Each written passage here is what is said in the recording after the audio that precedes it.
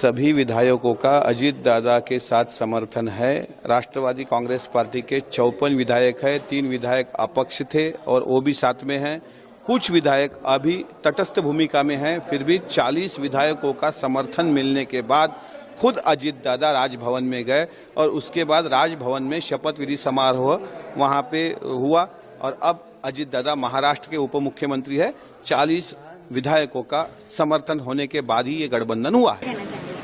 देखिए, अजीत दादा क्लेम कर रहे हैं कि वो एनसीपी है, ठीक है, उनको क्लेम करना है, करने दीजिए, लेकिन उन्होंने ये सब चीज करने के पहले सोचना चाहिए था। पहले भी वो एनसीपी थे, तो अगर एनसीपी में रहना ही था तो इस तरह की हरकतें क्यों करना चाहिए। देखिए, हमें कोई फर्क नहीं पड़ता।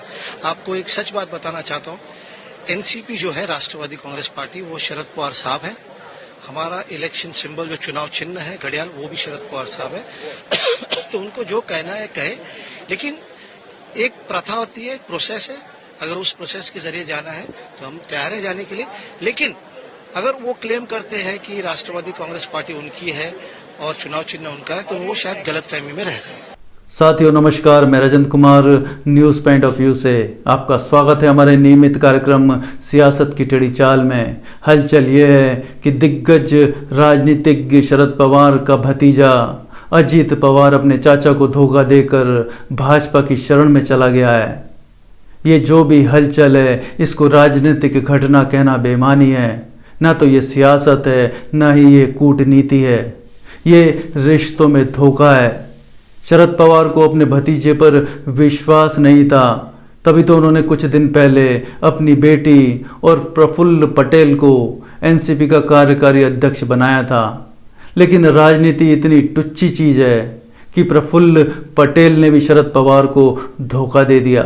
खबर के अनुसार अजीत पवार के पास 35 विधायक हैं और शरद पवार के पास 16 विधायक हैं।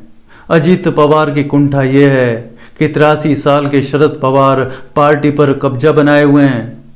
अजीत पवार को सत्ता का इतना ही शौक था, मुख्यमंत्री बनने का इतना ही शौक है, तो अपनी पार्टी बना लेते और जाते जनता के पास। अजीत पवार की बिना शरद पवार के कोई औकात ही नहीं। आज भाजपा अपने हित के लिए अजीत पवार का यूज कर रही है। वक्त के साथ अजीत पवार को उसकी औकात दिखा दी जाएगी। शिंदे ने उद्धव ठाकरे के साथ बगावत की, समय के साथ शिंदे हाशिए पर चले जाएंगे, कोई पूछने वाला नहीं होगा शिंदे को। राज ठाकरे ने ठाकरे परिवार के साथ बगावत की और अपनी एक नई पार्टी बनाई। आज क्या बखत है राज ठाकरे की महाराष्ट्र की राजनीति में? कोई पूछता है? सत्ता के खेल में सत्ता ही सर्वोपरि होती है, रिश्ते और भावनाएं सब पीछे रह जाती हैं। ऐसी सत्ता का नशा किस काम का? महाराष्ट्र की राजनीति में सिर्फ यही चाचा भतीजा का मामला नहीं है। महाराष्ट्र की राजनीति चाचा भतीजा के कला के बिना अधूरी है। महाराष्ट्र में 160 खानदानों का वर्चस्व रहा। 18वीं शताब्दी में मराठा साम्राज्य के पेशवा नारायण राव की हत्या उन्हीं के चाचा रघुनाथ राव ने कराई थी। मकसद था गद्दी हथियाना। राज ठाकरे अपने चाचा बाला साहब ठाकरे के साथ साए की तरह रहते थे, लेकिन जब उत्तराधिकारी बनाने की बात आई तो उद्धव ठाकरे सामने आ गए। इससे राज ठाकरे खफा हो गए और वो ठाकरे परिवार से अलग हो गए।